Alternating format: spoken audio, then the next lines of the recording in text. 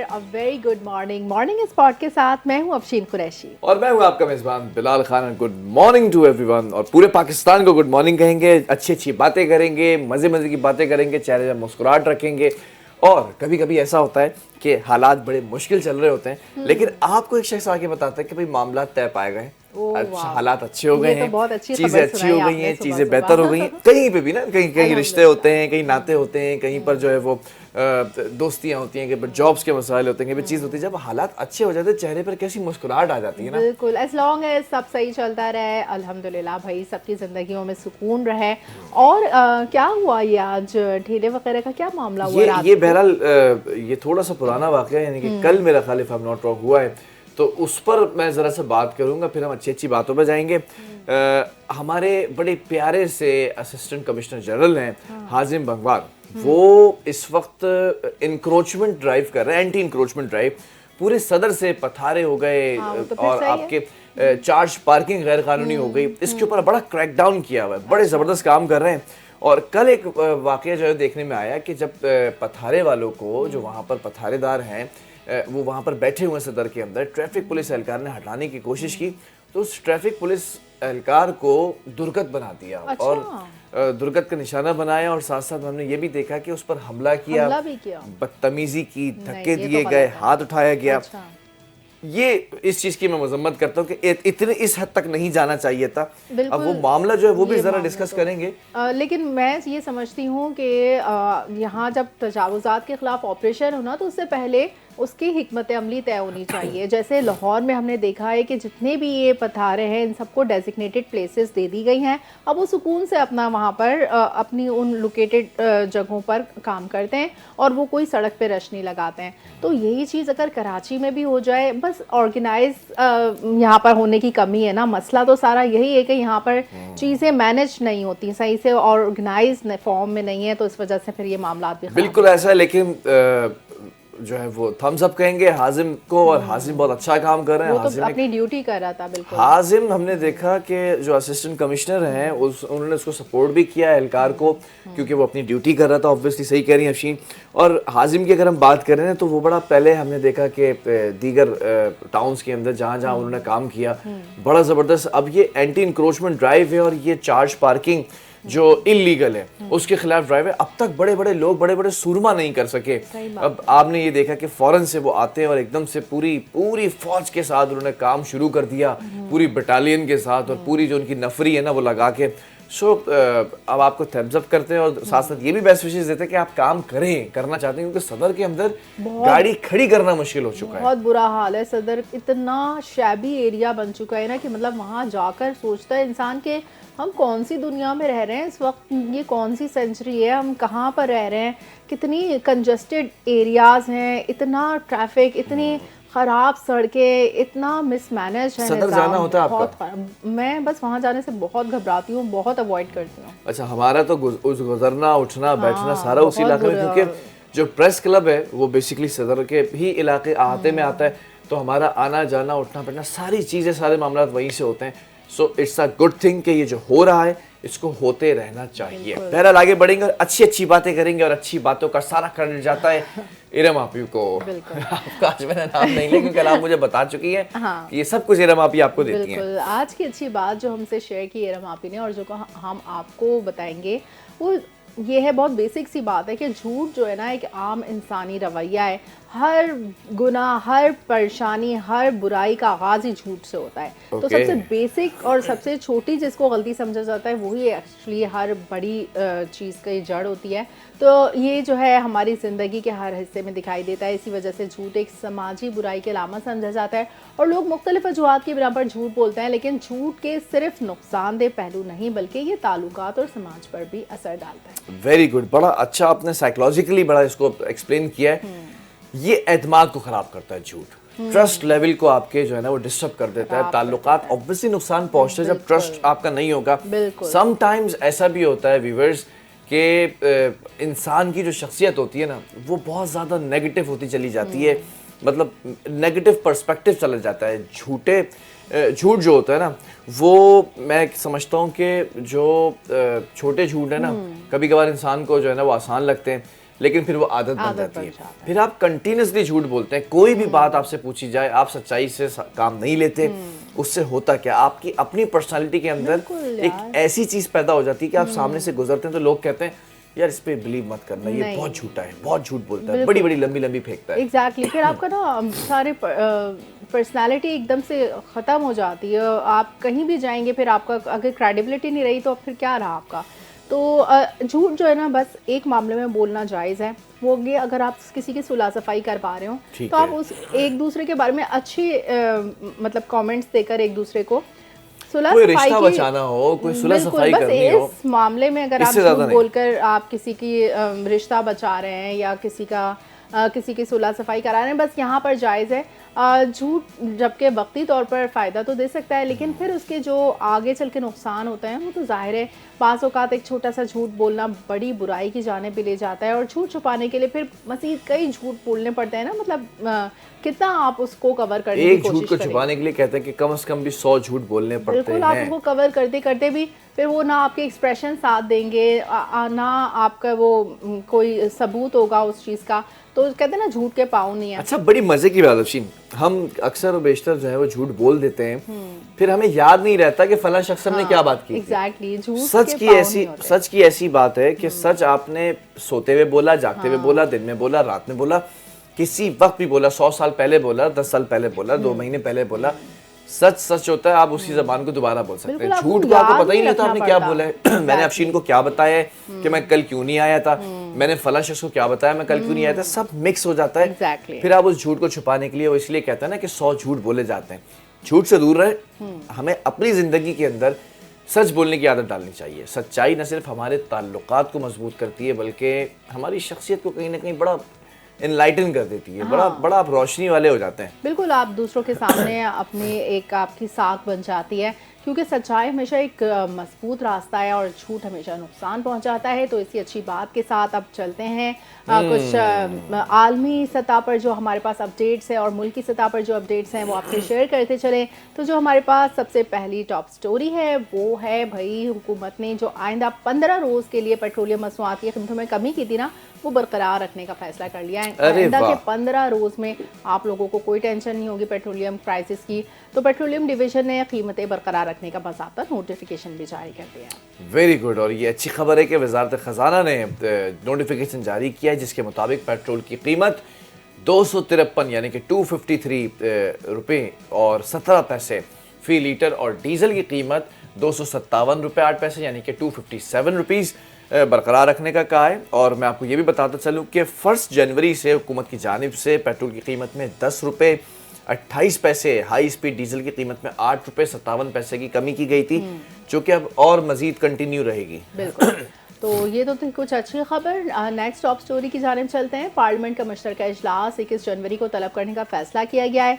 वजारत पार्लिमानी उमूर ने समरी सदर मुमलिकत को इरसाल कर दी और मुश्तरका इजलास 21 जनवरी को सुबह 10:30 बजे तलब करने का भी फैसला किया गया है। बिल्कुल। अच्छा, अब जो मुश्तरका इजलास है ना, ये बड़ा इंपॉर्टेंस रखता है क्योंकि मजमूई तौर पर 29 बिल मंजूरी के लिए पेश होंगे। अच्छा। और 29 चीज़ों पर टॉपिक्स पर बात होगी।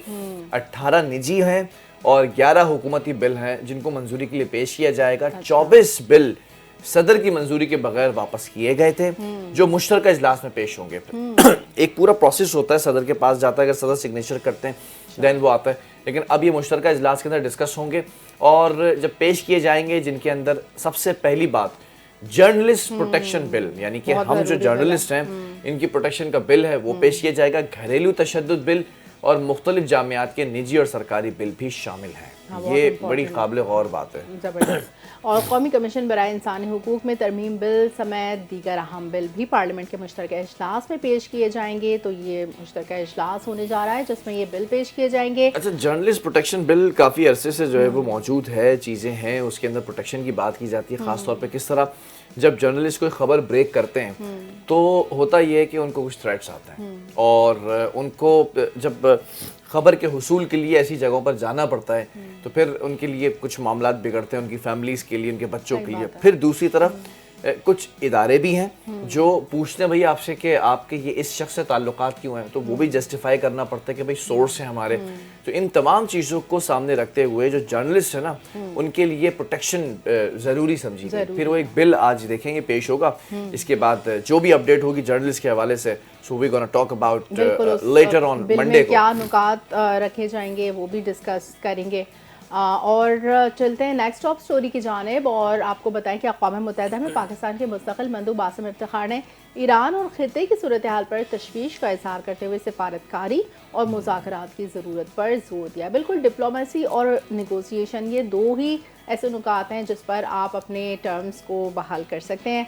ईरान की सूरत हाल पर अक़वाम मुत्तहिदा की सलामती कौंसिल के इजलास से खिताब करते हुए पाकिस्तानी मुस्तक़िल मंदूब ने कहा कि हम ईरान और ख़ित्ते की सूरत हाल का करीबी जायज़ा ले रहे हैं और तमाम तनाज़ात के पुरअमन हल पर यकीन रखते हैं। बिल्कुल ऐसा ही है, बड़ी मुश्किल से जो है वो एक शख्सियत सामने आती है जिसको स्क्रूटनी करके पाकिस्तान की नुमाइंदगी के लिए बिठाया जाता है। वो सारे स्टेटमेंट बड़े इंपॉर्टेंट होते हैं और ये बात याद रखिएगा कि अक़वाम मुत्तहिदा के अंदर जो भी स्टेटमेंट दिया जाता है वो पूरी तरह से मिलिटरीली भी, ब्यूरोक्रेसी भी और डिप्लोमेटिकली भी, ये एक मुल्क की पॉलिसी होती है जो उसके जो मंदूब होते हैं मुस्तकिल वो वहाँ पर पेश करते हैं। तो आसिम इफ्तिखार साहब काफ़ी अरसे से इस सीट पर विराजमान हैं और ये वाज़ेह हो गया इनकी इस बात से कि ईरान के साथ पाकिस्तान खड़ा हुआ है, लेकिन वहाँ के मामलात को अंदरूनी तौर पर भी बड़ा करीबी तौर पर भी देख रहे हैं। पाकिस्तान ईरान के जो ताल्लुकात हैं काफ़ी बरादराना भी हैं और हमने ये देखा कि पाकिस्तान ने बड़ा सपोर्ट किया ईरान को इस मुश्किल वक्त के अंदर भी,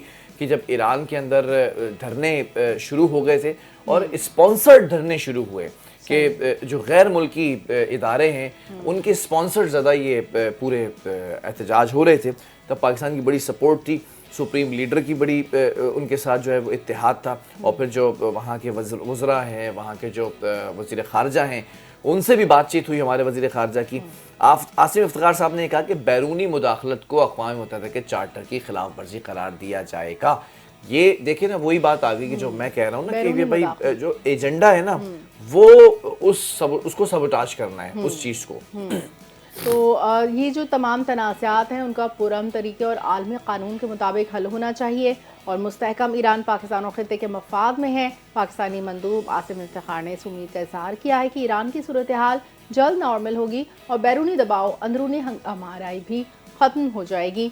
और ये कब मुमकिन होगा जब ज़ाहिर है ईरान में जो करेंसी क्राइसिस है वो ख़त्म होगा, लेकिन फ़िलहाल तो ऐसा होता नज़र नहीं आ रहा है। लेकिन उसके बावजूद अमन हो गया है, अब कोई लड़ाई झगड़े और एहतजाज की सूरत हाल नहीं है, कोई फांसी वगैरह इस तरह की ख़बरों की भी तरदीद कर दी है। तो उन्होंने वाज़ेह किया है कि मसाइल के हल के लिए पाकिस्तानी सफारती कोशिशें जारी रखेंगे, यानी पाकिस्तान अपनी सफारती कोशिशें जारी रखेगा ताकि किसी न किसी तरह ईरान में चीज़ें नॉर्मलाइज। ये एक नई हवा चल पड़ी कि ईरान जो है वो उन लोगों को फांसी देने जा रहा है। फांसी के ऊपर बड़ा कोई ना कोई एक ऐसा हॉट टॉपिक बनाया जाएगा, इशू बनाया जाएगा, इशू को रेस किया जाएगा जिसके ऊपर अमेरिका इंटरवीन कर सके, आलमी कुव्वतें इंटरवीन कर सके। तो उसके ऊपर हमने देखा कि खालिद इराक़ची साहब ने कल अमेरिकी टीवी को भी इंटरव्यू दिया, उसमें वाज़ेह तौर पे कहा, ये नहीं कहा कि ऐसा कोई इम्कान नहीं है, बोला कि ये सब खबरें इनकी तरदीद करते हैं, ऐसा कुछ नहीं होने जा रहा है, ना कुछ होगा, ना ऑन एयर होगा, ना ऑफ एयर होगा, ना बिहाइंड द कर्टन्स होगा, ना बिलो द टेबल कोई ऐसी चीज़ होगी। बिल्कुल एग्जैक्टली मतलब ये दौर ऐसा है कि इस वक्त जो वॉर है वो साइबर वॉर भी चल रही होती है साथ साथ। तो मिस इन्फॉर्मेशन और डिस इन्फॉर्मेशन जो अमेरिका की तरफ से कुछ प्लेटफॉर्म्स पे जो इंटरनेट पर फैला दी जाती है, तो उसमें कुछ इस तरह की खबरें थी कि ऐसा कुछ हो रहा है, लेकिन जो ताकि ईरान की अपने जो वहाँ पर मुक़्तदर आला हल्के हैं उनसे उनकी बात ख़राब हो और ईरान के लोग जो हैं वो उनके दिल में उनके ख़िलाफ़ बुराई आए, लेकिन ये कि बहरहाल अब मामला नॉर्मलाइज हो चुके हैं। बिल्कुल ऐसा ही है। और ज़रा आगे बढ़ते हैं, एक और ख़बर को शामिल कर लेते हैं, गुड न्यूज़ लेकिन अलार्मिंग न्यूज़। और इस न्यूज़ की हम इसलिए ज़रा ज़ोर से बात करेंगे क्योंकि आपके पास अपने ज़ाती बच्चे भी हैं, उनका आपने ख्याल रखना है और उन बच्चों को तनहा ऐसे नहीं छोड़ना है। कराची के इलाके नॉर्थ नाज़ाबाद के अंदर फैमिली पार्क से अगवा होने वाला 3 साला बच्चा, उसको बाजियाब करा लिया गया है। अल्हम्दुलिल्लाह बाजियाब कराए जाने वाले बच्चे को पुलिस ने वालिदैन के हवाले भी कर दिया और वो क्या खुशी के लम्हात होंगे। अच्छा, कल मैं सोशल मीडिया पे देख रहा था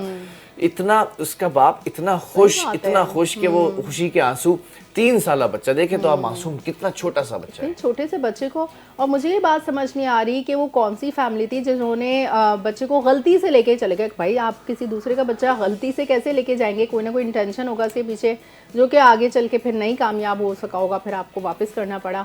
बहरहाल क्या इसके पीछे होगा, तो अहले खाना का कहना है कि बच्चा अनस जिन लोगों के पास था उन्होंने वीडियो कॉल पर बात करवाई और बताया कि वो गलती से ले गए थे।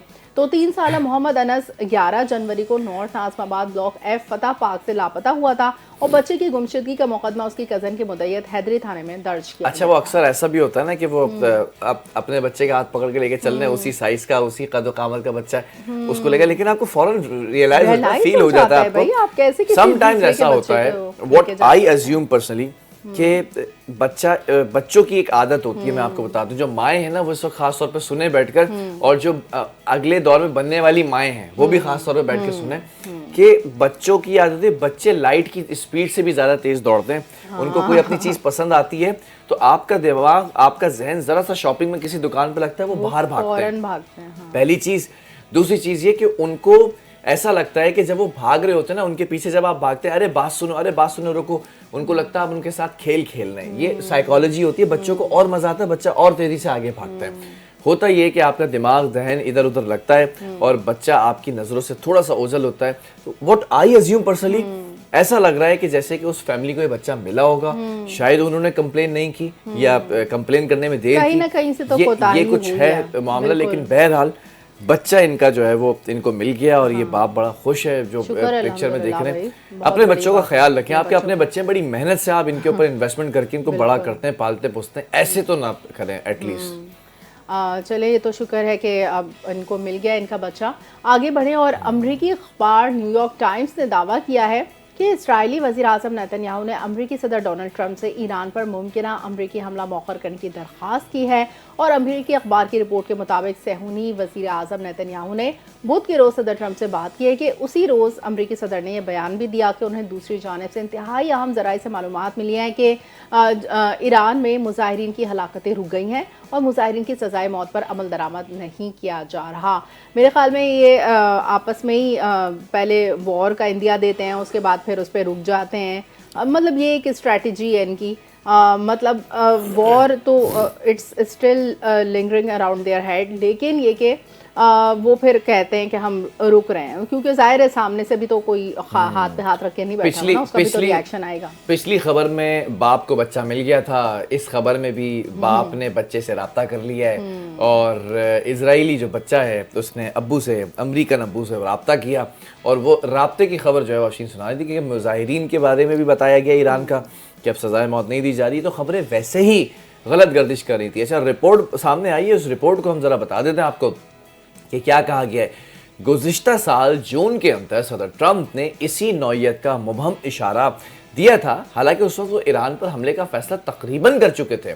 एक सीनियर अमरीकी अहदेदार ने बता दिया कि सदर ट्रंप ने फौजी कमांडर्स की जानिब से पेश करदा फौजी ऑपरेशंस को मुकम्मल तौर पर मुस्तरद नहीं किया है और हमले का फैसला इस बात पर मुनहसर होगा कि ईरानी सिक्योरिटी इदारे मुल्क गिर एहतजाज के मामले पर आगे क्या इक़दाम करते हैं। अच्छा, इट्स अ पैथेटिक थिंग और ये बड़ी ह्यूमरस थिंग है कि आप कैसे इंटरवीन कर सकते हैं। भाई मेरा मेरी सुवरेनिटी है, मेरी टेरिटरी है, चीज़ें हैं, मैं कोई कत्ल गारत तो नहीं कर रहा। आप कहीं भी किसी भी चीज़ पे घुस जाते हैं, लेकिन आप अमेरिका के अंदर क्यों नहीं देखते? जब इतने एहतजाज हो रहे थे, फिर ट्रंप साहब ने किस तरह से उसको हैंडल किया, किस बेदर्दी से उन लोगों को जो है वो इधर से उधर किया गया। फिर पैलेस्टीन के लिए जो कुछ होता रहा फ़लस्तीन के अंदर, तब तो आपको नजर नहीं आया कि इजराइल क्यों मारता रहा लोगों को, क्यों बिल्डिंग्स को करता रहा। गजा से नहीं हम लोग सुकून ले पाए थे कि भाई गजा में चलो अब जाके कुछ रिहैबिलिटेशन प्रोसेस शुरू आए, आप अचानक ईरान पर हमले की बात कर दें तो फिर दहशतगर्द कौन हुआ? यही हुआ ना, अमेरिका और इसराइल। आप खुद ही हमले की बात करते हैं, फिर खुद ही पीछे हटते हैं, फिर खुद ही मतलब सारी प्लानिंग, सारी स्ट्रैटेजी, स्पॉन्सर्ड टेररिज्म अगर है तो वो आप ही की तरफ से है और सारी दुनिया बस बैठ के तमाशा देखती है। सिर्फ ये नहीं है बल्कि ईरान भी खामोश नहीं बैठा है। अगली खबर पे उसी पर आ जाते हैं कि अक़वाम मुत्तहिदा की जो सलामती कौंसिल है ना, उसमें ईरान के जो मुस्तकिल मंदूब हैं उन्होंने अमरीका और इसराइल पर संगीन इल्ज़ामात आयद कर दिए हैं, खबरदार किया है। ये मैं बता दूं आपको कि ईरान के खिलाफ किसी भी किस्म की फौजी या सियासी जारियत का भरपूर जवाब दिया जाएगा। आप ये अब खामोश नहीं बैठेंगे। इसराइल को तो पहले जवाब दे चुके हैं बहुत सारे, बहुत मिसाइल, सुपरसोनिक मिसाइल देके इसराइल को चुप कराया था। अब अमेरिका को भी जवाब दे दिया है। और पाबंदी और नाम नहाद इंसानी हुकूक के नारों को आलमी क़वानीन की खुली खिलाफ वर्जी भी करार दिया है।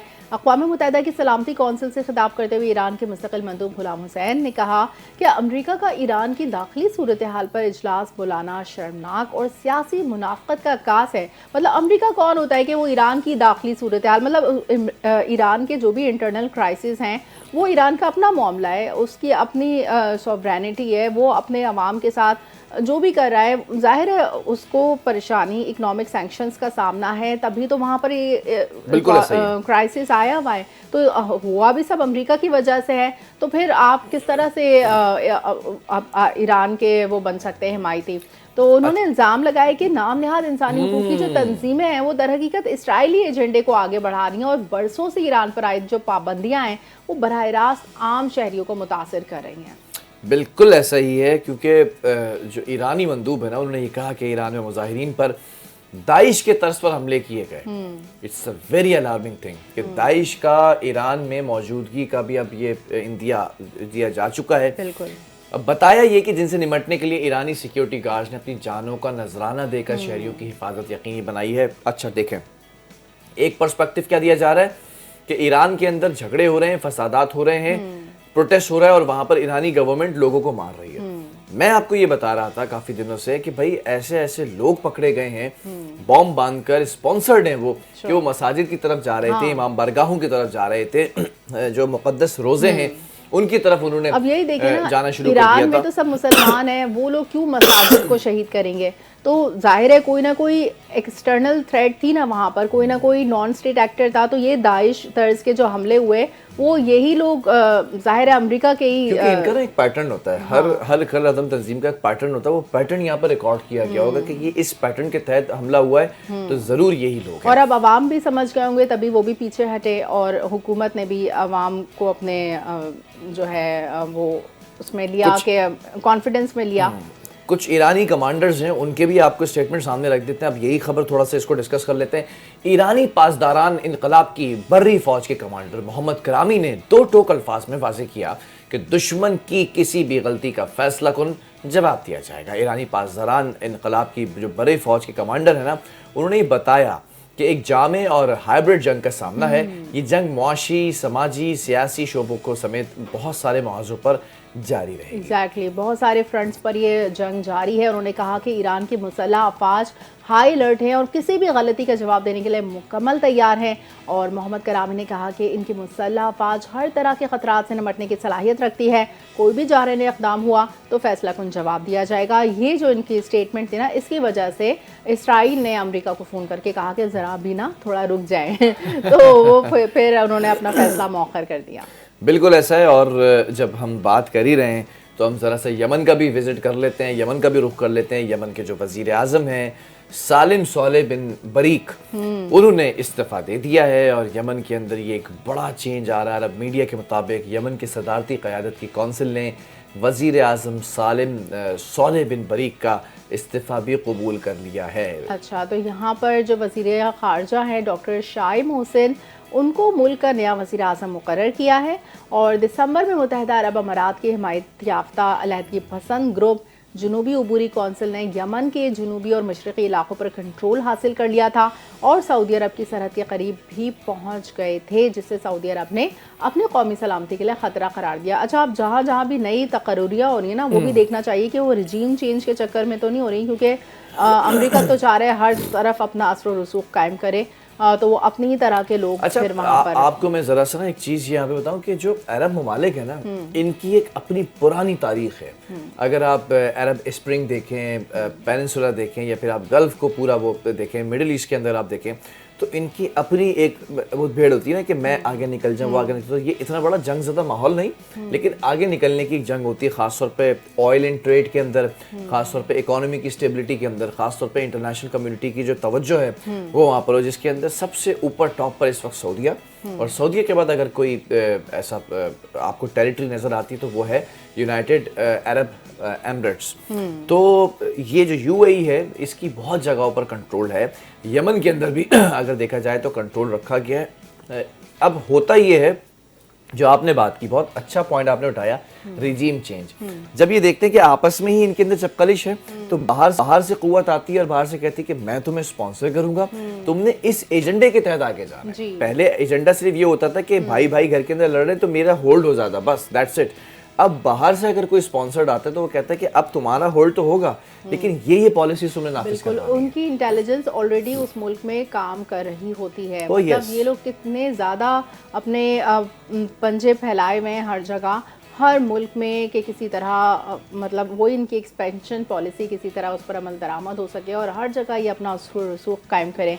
बहरहाल आगे चलते हैं और कुछ स्पोर्ट्स की खबरें शामिल करते हैं। आईसीसी अंडर 19 वर्ल्ड कप में पाकिस्तानी मुहिम का आगाज आज इंग्लैंड के खिलाफ मैच से होगा और कौमी टीम की भरपूर तैयारी और जीत के लिए अज़म जारी है। गुज़िश्ता रोज़ भारत ने बारिश से मुतासरा मैच में अमेरिका को 6 विकेट से शिकस्त दी थी। तंजानिया को डेब्यू मैच में वेस्ट इंडीज़ के हाथों नाकामी का सामना करना पड़ा। बिल्कुल अस्सी, और बड़ा ज़बरदस्त इवेंट का आगाज़ हो चुका है। पाकिस्तान ने एक मैच पहले भी खेला था जो बारिश की नज़र हो गया था, और इवेंट की जो मेज़बान टीम है जिम्बाब्वे और स्कॉटलैंड का मैच भी बारिश की नज़र हो गया। ये बारिश मुझे लगता है कि सारा जो इवेंट है ना वो बहा ले जाएगी। लेट्स सी के होता क्या है, लेकिन पाकिस्तानी टीम बहरहाल very well prepared this time, so you gonna see the victory for Pakistan. कुछ बारिशों की बात कर रही थी आप, तो बारिशों से मौसम मुझे याद आ जाता है, और मौसम कुछ औसम है।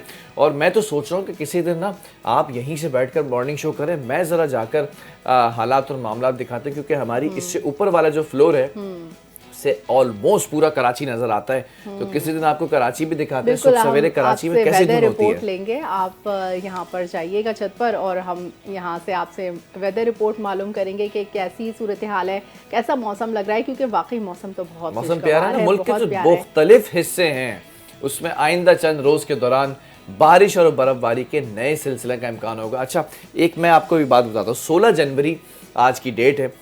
जनवरी के महीने के अंदर और फरवरी के महीने के अंदर, ये तकरीबन 1.5 महीना, फरवरी का हाफ मंथ और जनवरी का पूरा मंथ, ये 1.5 महीना ख़ास तौर पे अल्लाह ताला ने जो नॉर्दर्न एरियाज़ है ना उनके लिए रखा है कि यहाँ बर्फ़बारी होती है, और इतनी बर्फ़बारी होती है कि बहुत सारे रास्ते बंद हो जाते हैं, बहुत सारे मुकामात पर आप नहीं जा सकते, पहाड़ों से वो बर्फ़ जम जाती है 10-10, 12-12 फीट। और फिर वो होता ये है कि जितनी बर्फ़ जमेगी वो मार्च में, अप्रैल के अंदर, मई के अंदर बहुत ज़्यादा गर्मी पड़ती है। लोग समझते हैं जून जुलाई गर्म होता है, मई सबसे गर्म तरीन महीना होता है। इसमें ये बर्फ़ पिघलना शुरू होती है, फिर आबशार, फिर दरिया, फिर झरने, फिर नहरें, ये पूरा एक सिस्टम चलता है। तो अभी ये जो मौका है ना, इसके अंदर थोड़ा सा एहतियात करनी है आप लोगों ने।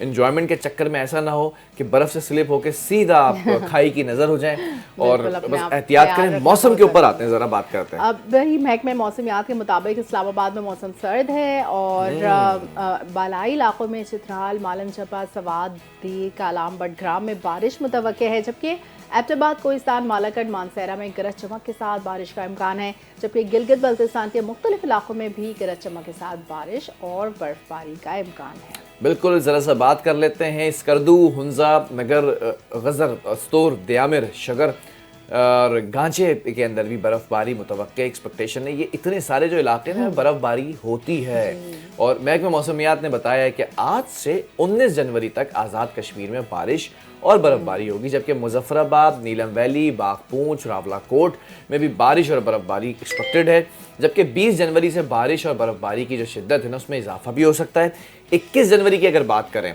तो मुल्क के बेशतर हिस्से ताकतवर मौसमी निज़ाम की लपेट में आ सकते हैं। There would be or there could be some kind of storm। बिल्कुल, ज़्यादा ही मौसम सख्त हो सकता है आने वाले दिनों में।